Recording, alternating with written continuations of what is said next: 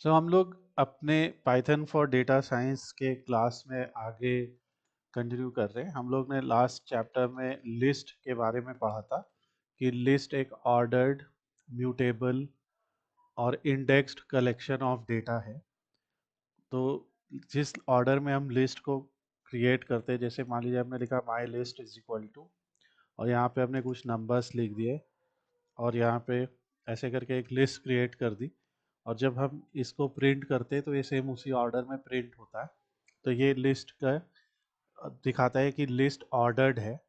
इसी तरीके से अगर हम यहाँ पे लिखते एम एल ऑफ ज़ीरो, तो यानी कि हर एक एलिमेंट का एक इंडेक्स होता है जो पॉजिटिव और नेगेटिव दोनों होता है। तो वो भी हमने लास्ट टाइम डिस्कस किया, जो कि दिखाता है कि लिस्ट इंडेक्स्ड है। तो ये ऑर्डर्ड है, इंडेक्स्ड है। और हमने ये भी डिस्कस किया था कि इसमें हम लोगों का ये म्यूटेबल भी है। म्यूटेबल का मतलब ये होता है कि हम इसके एलिमेंट्स के इंडेक्स के बेसिस पे उन एलिमेंट्स की वैल्यू को चेंज कर सकते हैं।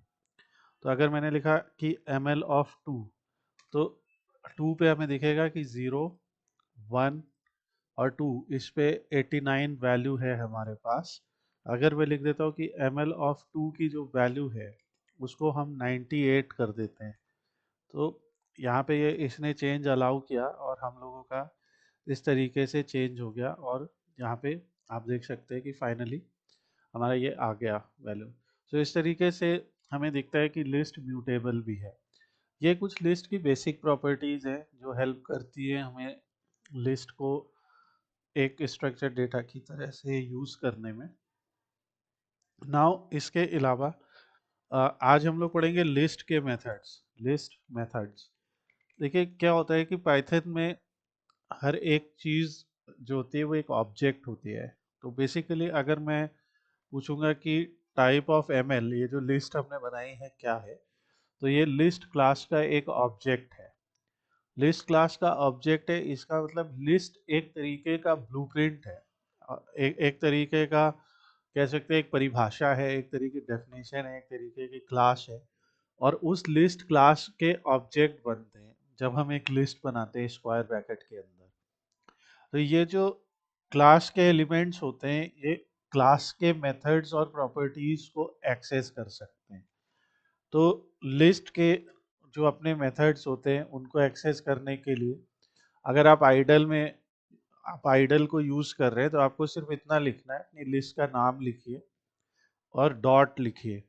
जैसे ही आप डॉट लिखेंगे आपके सामने लिस्ट के सारे मेथड यहाँ पे आ जाएंगे विद इन 2 सेकेंड्स।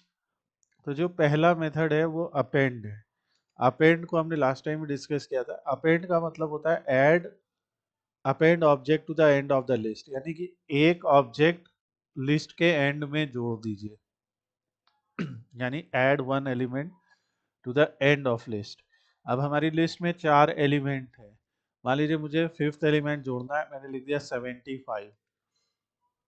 और जब मैं लिस्ट को प्रिंट करूंगा तो ये जो 75 है एज ए एलिमेंट हमारी लिस्ट में ऐड हो जाएगा। इसी तरीके से अगर मैं लिखता हूँ ml डॉट अपेंड, और यहाँ पे मैं एक लिस्ट ऐड कर देता हूँ 67 89, तो ये भी ऐड हो जाएगी, पर ये list as an object add हो जाएगी। तो यहाँ पे ये दो डिफरेंस है। तो अगर मुझे मल्टीपल एलिमेंट्स को ऐड करना है तो इस तरीके से नहीं ऐड होगा, मुझे वन बाय वन करके लिखना पड़ेगा।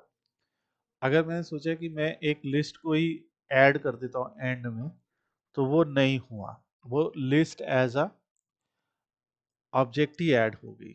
ये देखिए, तो अपेंड का याद रखना है, सिर्फ एक ही ऑब्जेक्ट ऐड हो सकता है और वो भी एंड में ऐड होएगा।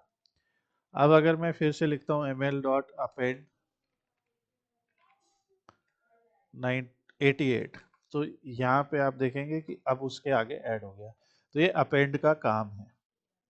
नाउ अगर मैं लिखता हूँ ml डॉट एक्सटेंड, जैसे आपने पहला पढ़ा अपेंड, दूसरा पढ़ते एक्सटेंड। तो एक्सटेंड में अगर मैंने एक लिस्ट लिखी जिसमें मैंने 3 एलिमेंट लिख दिए, तो उसमें मैंने एक लिस्ट बना दी एक्सटेंड। और अब जब मैं करूंगा तो आप देखेंगे कि वो 3 एलिमेंट जो है वो एज अ एलिमेंट एक एक करके ऐड हो गए। तो एक्सटेंड और उसमें अंतर क्या है? एक्सटेंड में एक ही एलिमेंट ऐड होता है और अपेंड में, सॉरी, एक्सटेंड में मल्टीपल एलिमेंट्स ऐड हो जाएंगे अगर एक लिस्ट को ऐड करते हैं। और अपेंड में अगर हम एक लिस्ट को ऐड करते हैं तो वो as a single element add हो जाएगी। और अगर हम सिंगल वैल्यू को ऐड करते हैं तो वो तो ऑब्वियस सी बात है कि as a single value add होगी। तो ये हमारा अपेंड और एक्सटेंड का डिफरेंस है। अपेंड मतलब एक एलिमेंट जोड़ सकते हैं, एक्सटेंड मतलब हम एक लिस्ट को जोड़ सकते हैं और उस लिस्ट के अंदर जितने भी एलिमेंट होंगे वो सारे एलिमेंट हमारे लिस्ट में ऐड हो जाएंगे। आगे चल के हम लोग कुछ और लिस्ट के ही भाई बहन पढ़ेंगे, जैसे सेट है, जैसे टपल है। तो आप सेट या टपल भी ऐड कर देंगे अगर, तब भी वो हो जाएगा। तो वो हम आगे सीखेंगे क्योंकि अभी हमने सेट और टपल पढ़ा नहीं है, इसलिए वो हम डिस्कस नहीं कर रहे। तो एक्सटेंड में आप एक लिस्ट दे दीजिए, वो लिस्ट पूरी की पूरी ऐड हो जाएगी। और अपेंड में आप एक सिंगल एलिमेंट दे दीजिए। तो ये हमारा अपेंड और एक्सटेंड का काम है। देन एक और मेथड है जिसका नाम है क्लियर। क्लियर क्या करेगा? जो हमारी लिस्ट थी उसको एम्प्टी कर देगा। तो एम्प्टी लिस्ट बना देगा क्लियर। हमारी लिस्ट डिलीट नहीं हुई है, पर हमारी लिस्ट के सभी एलिमेंट डिलीट हो गए। तो ये याद रखना है। मैं कल सिखाया था, मैं आज फिर एक बार बता दूं। अगर मुझे लिस्ट में एलिमेंट्स को भरना है एनालिसिस के पर्पस के लिए, मान लीजिए मुझे एक रेंज ऑफ एलिमेंट्स को भरना है, तो हम यहाँ पे ऐसे लिख सकते हैं M L is equal to list. इस तरह से हम लिस्ट कंस्ट्रक्टर या लिस्ट मेथड का इस्तेमाल भी कर सकते फंक्शन का। और यहाँ पे हम लिख देंगे एम एल ऑफ लिस्ट, और फिर हम रेंज फंक्शन का यूज़ करेंगे।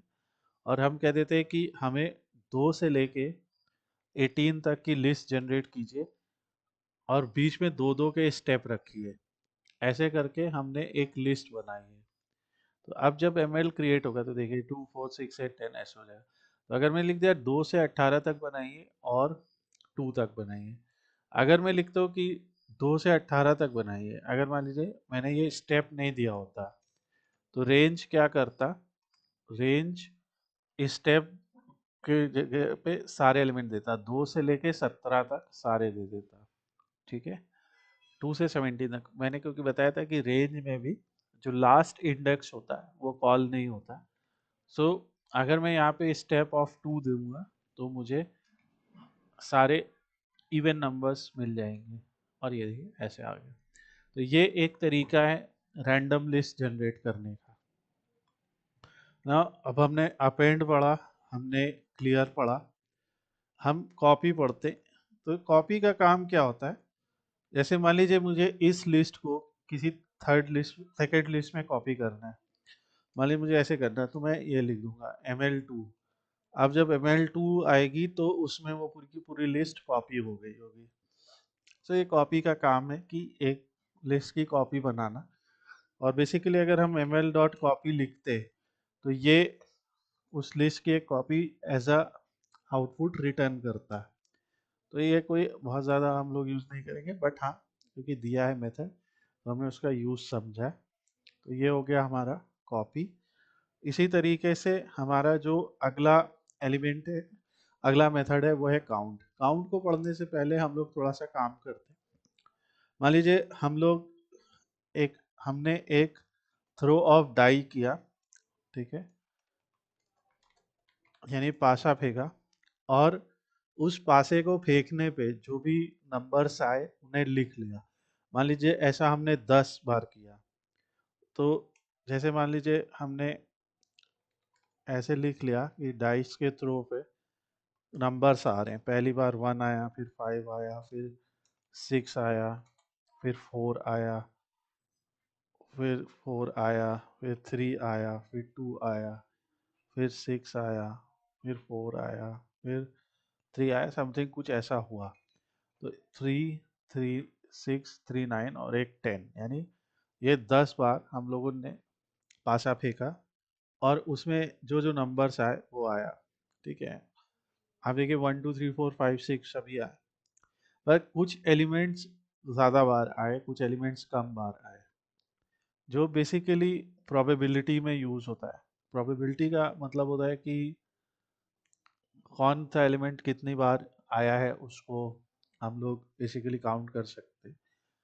तो जैसे यहाँ पे 4 जो है वो 3 बार आया है आउट ऑफ 10, तो कह देंगे कि 3/10 उसकी प्रोबेबिलिटी है कि हर 10 में से 3 बार आता है वो। पर ऐसा करने के लिए यहाँ पे हमारे पास एक मेथड है डाई डॉट काउंट। और डाई डॉट काउंट जब हम करेंगे तो यहाँ पे अगर हमने लिख दिया 4, तो ये आ जाएगा कि कितनी बार वो एलिमेंट आया है, कितनी बार वो वैल्यू आई है, कितनी बार रिपीट हुई है। बिकॉज लिस्ट जो है वो एक कलेक्शन ऑफ एलिमेंट्स है, और ये कलेक्शन ऑफ एलिमेंट्स जो है वो रिपीटेटिव है, यानी कि उसमें वैल्यू रिपीटिशन अलाउड है। ठीक है, तो हमने लिस्ट की जो प्रॉपर्टी पढ़ी कि ये ऑर्डर्ड है, इंडेक्स्ड है, म्यूटेबल है, और इसमें वैल्यू रिपीटिशन अलाउड है। ये बहुत इंपॉर्टेंट चीज़ है, ऑर्डर्ड होना, इंडेक्स्ड होना, म्यूटेबल होना और वैल्यू रिपीट अलाउ होना। क्योंकि आगे चल के हम लोग सेट पढ़ेंगे, एसईटी सेट, और जो सेट पढ़ेंगे सेट के अंदर वैल्यू रिपीट अलाउड नहीं है। तो हर एक जो डेटा टाइप हम पढ़ेंगे उसका अपना अपना यूज है और वो दूसरे से अलग है। अब मान लो मैंने लिखा die dot count 4 divided by dice dot count, यहाँ सिंबल लेंथ, लेंथ से हमें पता चलता है उसमें कितने एलिमेंट है। तो ये एक तरीके की प्रोबेबिलिटी आ गई कि व्हाट इज द प्रोबेबिलिटी। ऐसा कोई क्वेश्चन बनते थे ना कि in a throw of die, in a throw of unbiased die, if 4 appears 3 out of 10 times, then what is the probability। Basically मैं क्वेश्चन में ही बोल रहा हूँ, बट इस तरीके से आप निकाल सकते हैं। तो अब जैसे 1 एक ही बार आया है, 3 2 बार आया है, तो जो भी एलिमेंट आप यहाँ डालेंगे वो आ जाएगा। तो ये हमारा मेथड है काउंट। इसी तरीके से जैसे हमने कॉपी पढ़ा, काउंट पढ़ा, एक्सटेंड भी पढ़ लिया हमने। एक मेथड और है जिसको इंडेक्स कहते हैं। इंडेक्स मेथड का काम क्या होता है कि बताना कि किसी एक एलिमेंट की पोजीशन क्या है। जैसे हम कहेंगे डाई में 4 की पोजीशन क्या है, तो ये बताएगा 3। यानी कि अगर आप देखेंगे तो जो ये 1 0 1 2 3, पहली बार ये 3 पे आया है, ठीक है, पर ये आगे कई बार और भी आया है। तो हम अगली पोजीशन जानने के लिए ऐसे लिख देंगे कि डाइव डॉट इंडेक्स 4, और फिर अगली पोजीशन से चालू करेंगे, तो फिर ये बताएगा कि अगली पोजीशन इसकी 4 है। ठीक है, फिर कहेंगे हम अच्छा आप बताओ 5 के आगे, तो वो कहेगा 5 के बाद उसकी जो पोजीशन है वो 8 है, 0 1 2 3 4 5 6 7 8। तो अगर इंडेक्स में हम एक ही वैल्यू लिखते हैं तो उस एक वैल्यू का मतलब होता है कि हमारा जो एलिमेंट है वो किस पोजीशन पे है, तो वो बता देगा। पर अगर वो एलिमेंट रिपीट हो रहा है, तो अब जैसे यहाँ पे 3 आ गया तो एक बढ़ा के हम लिख देंगे कि अब फोर्थ पोजीशन के बाद वो कहाँ पे है। तो उसने कहा फोर्थ पोजीशन के बाद वो सीधे फोर्थ पे ही है। फिर हमें कहा ठीक है फोर्थ पे आ गया। फिर हमें कहा अब इसके बाद कहाँ पे, फिफ्थ पोजीशन के बाद कहाँ पे, तो उसने बताया 8 पे। तो हम कह सकते हैं कि जो 4 है, ये जो वैल्यू है, ये हमारे इस डाइस नाम के लिस्ट में 3 पे, 4 पे और 8 पे आ रही। अब अगर मैं लिख दूं डाई डॉट इंडेक्स 9, ऑब्वियसली 9 है नहीं, 9 के आगे है नहीं, तो वो कहेगा कि अब इसके आगे तो है नहीं है वैल्यू। तो यहाँ से हमें पता चल जाएगा कि ये इन इन जगहों पे आई है। तो ये एक इम्पॉर्टेंट चीज़ है अबाउट इंडेक्स। और obviously this video is being recorded, तो आप इसके बाद आराम से इसको रिप्ले करके देख लीजिएगा और इसको पूरा ट्राई कीजिएगा। ये कोड भी अभी मैं शेयर कर दूंगा। फिर अगला आता है जैसे डाई डॉट इंसर्ट।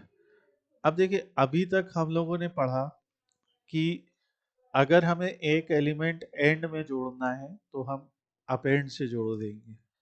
अगर हमें कई एलिमेंट्स एंड में जोड़ने हैं तो हम लोग एक्सटेंड से जोड़ देंगे। पर अगर हम लोगों को एक एलिमेंट को किसी स्पेसिफिक पोजीशन पे जोड़ना है, जैसे मैंने कहा कि एट थर्ड पोजीशन पे मुझे 67 जोड़ना है, तो आप देखेंगे कि जो थर्ड पोजीशन है उस पे 67 हो जाएगा। ऑल्दो डाइस के केस में ये वैल्यू कभी आएगी नहीं, बट मैं यहाँ पे बता रहा हूँ। इसी तरीके से मान लीजिए हमारे पास ML2 है, माई लिस्ट 2। ML2 में अगर हम लिखेंगे ML2 डॉट इंडेक्स, और यहाँ पे हम लिख देंगे सॉरी इंसर्ट, कि आप इंसर्ट कीजिए फोर्थ पोजीशन पे ट्रिपल ये ऑर्डर 5 वैल्यू डाल दीजिए, तो आप देखेंगे ML2 पे वो वैल्यू आ जाएगी। तो ये इंसर्ट है। इंसर्ट में हम लोग दो आर्गुमेंट पास कर रहे हैं। पहला आर्गुमेंट जो है वो है कि क्या वैल्यू इंसर्ट किस पोजीशन पे इंसर्ट करनी, और दूसरा जो है वो ये है कि कौन सी वैल्यू इंसर्ट करनी है इस पोजीशन पे। तो ये हमारा जो है ML2 या ये इंसर्ट का यूज है। इसी तरीके से इंसर्ट के बाद एक होता है पॉप। पॉप का मतलब ये होता है, यहाँ पे पॉप क्या करेगा कि अगर मैं जैसे पॉप लिख देता हूँ तो जो लास्ट वैल्यू है वो उड़ा देगा और डिलीट कर देगा, मान मतलब कि, और उसको दिखाएगा कि ये वाला वैल्यू डिलीट किया है। तो अगर मैंने फिर लिखा तो अब देखिए यहाँ पे लास्ट वैल्यू 16 थी, अब वो उड़ा दी, और अब ML2 में सिर्फ 14 तक बचा। अब अगर मैं लिखूंगा ML2 डॉट पॉप, तो वो क्या करेगा, 14 को उड़ा देगा, और इसके बाद जो है वो 14 दिखाने लगेगा। तो अब यहाँ से 14 भी हट जाएगा। तो ये हमारा जो है ML2 का ये पॉप का यूज है। अगर मान लीजिए मैंने लिख दिया ML2 डॉट पॉप 2, तो 2 पे क्या है, 0 1 2 6 है, तो देखिए 6 को हटा दिया और देखिए वहां से हो गया। तो अगर हमने पॉप में कोई आर्गुमेंट नहीं पास किया, एम्प्टी रखा, तो वो लास्ट वैल्यू को हटाएगा, और अगर मैंने वहाँ पे इंडेक्स रख दिया तो वो उस वैल्यू को ही डिलीट करेगा जो मैंने वहाँ पे रखी है, उस पोजीशन की वैल्यू को डिलीट करेगा। तो ये पॉप का यूज है। इसी तरह से हम लिखते हैं ML2 डॉट रिमूव। अब देखिए रिमूव में हम सीधे वैल्यू लिख सकते हैं। जैसे हमें लगा कि ये जो वैल्यू 5555 है ये एक तरीके का एरर है, तो हम सीधे इसको रिमूव कर सकते हैं, और आप देखेंगे कि वो रिमूव हो गई। तो रिमूव का काम है उस वैल्यू को हटाना। इसी तरीके से अगला जो है वो है रिवर्स। रिवर्स का काम है कि पूरी की पूरी लिस्ट को उलट देना, यानी कि जो एलिमेंट लास्ट में था वो फर्स्ट में आ गया, और जो फर्स्ट में था वो लास्ट में गया, और उसी हिसाब से रिवर्स हो गया। मान लीजिए हमने एक लिस्ट बनाई प्लेयर्स, और उसमें कोई ऑर्डर है, मान लीजिए हमने लिखा योशी, एलेक्स, जिन, पॉल,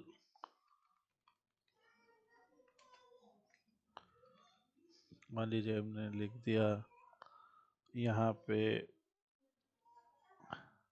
नीना, जो भी। अब हमने प्लेयर्स डॉट रिवर्स किया, क्योंकि कोई ऑर्डर नहीं है, तो हमने जब रिवर्स किया तो आप देखेंगे कि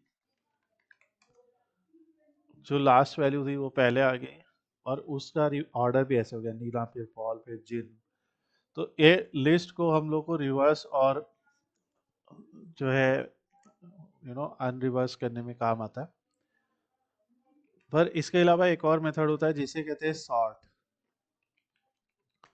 तो अगर मैंने सॉर्ट कर दिया, सॉर्टिंग का मतलब होता है असेंडिंग या डिसेंडिंग। तो अगर मैंने सॉर्ट लिखा तो असेंडिंग ऑर्डर में सॉर्टिंग आ जाएगी, यानी कि जिसका नाम पहले ए से आ रहा है, फिर उसके बाद आएगा जे, फिर एन, फिर पी, फिर लास्ट में वाई। तो ये असेंडिंग ऑर्डर में सॉर्टिंग हो जाएगी। और इसी तरह से अगर कोई नंबर्ड लिस्ट है, जैसे मान लीजिए एक क्लास में स्टूडेंट्स के मार्क्स आए हैं, तो वो एक नंबर्ड लिस्ट है 67, 89, 45, 67, 34, 97, ऐसे करके कुछ है लिस्ट। अगर मैंने लिख दिया मार्क्स डॉट सॉर्ट,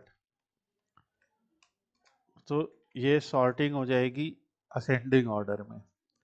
पर डिसेंडिंग ऑर्डर में सॉर्टिंग करनी, या तो इसको अब रिवर्स कर दो, एक ये तरीका, या यहाँ पे आप ऐसे लिख सकते हैं मार्क्स डॉट सॉर्ट, और लिख सकते हैं reverse is equal to true. अभी ये पूरा कोड भी मैं भेज दूंगा आपको। तो इस तरीके से रिवर्स ऑर्डर सॉर्टिंग हो जाएगी। जैसे किसी एक्सेल फाइल में होता है ना कि आप असेंडिंग या डिसेंडिंग ऑर्डर में सॉर्टिंग कर सकते हैं। तो अगर मैं अब दिखाऊंगा तो आप देखेंगे हाईएस्ट मार्क्स सबसे पहले, फिर लोएस्ट, उससे लोअर, फिर लोअर, फिर सबसे लोएस्ट। तो ये जो है लिस्ट के सारे मेथड है, एक एक करके। सबसे पहले हमारा आता है अपेंड, जिसमें एक एलिमेंट एंड में ऐड हो सकता है। अगर वो एक एलिमेंट लिस्ट है तो पूरी पूरी लिस्ट ऐड हो जाएगी।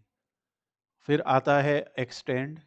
एक्सटेंड में अगर हम लोगों ने एक लिस्ट लिख दी, तो वो लिस्ट जो है वो जो है पूरी की पूरी उसके एलिमेंट से एक एक करके ऐड हो जाएंगे।